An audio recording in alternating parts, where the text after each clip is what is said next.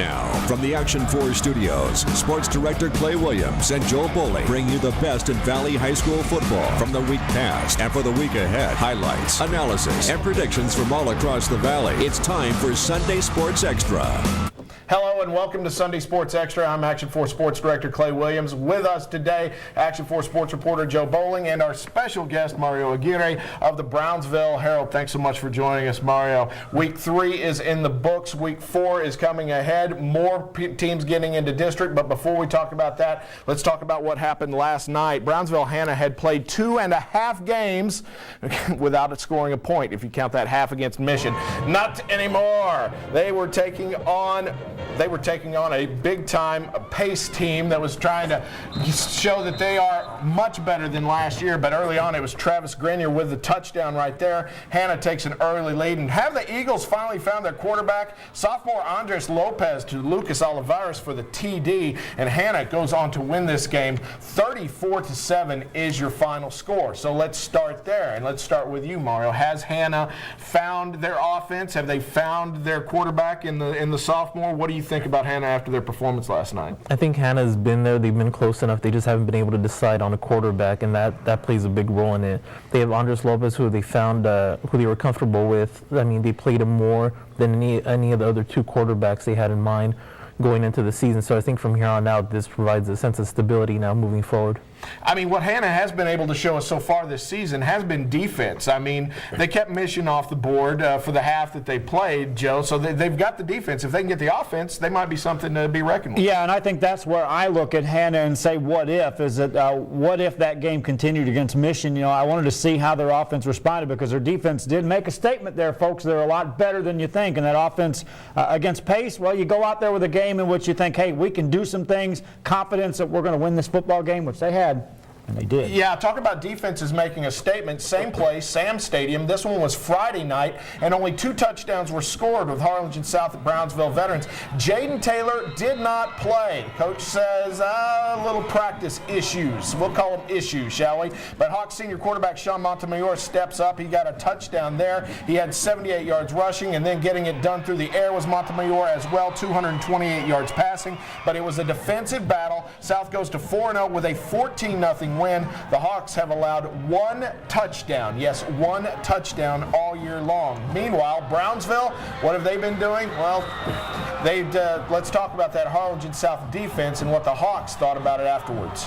Our defense held it down, number 1 defense against number 1 offense, and our defense came out victorious for us. They helped us out a lot, and just that 14-point lead kept us in the game. I'm so happy that my team played very well. I'm proud of the defense, the offense. The offense held in for us. The offensive line did real good. Sean, everyone, Nick, everyone did real good. Our defense held it down. We made mistakes and everything, but hey, it's football, man. We play. Let's talk about Brownsville football. They have played 18 games, have the BISD schools against out-of-town opponents. So we're not counting last night's Hannah versus Pace. We're not counting last week's Veterans versus Porter. They've been outscored 592-269. The average score 33-15. Without Lopez and without Veterans, it would have been much worse because Lopez has been scoring and Veterans has not been allowing many points. Neither has Lopez. Hannah and Porter, 0 points scored in 5 games against out-of-town competition.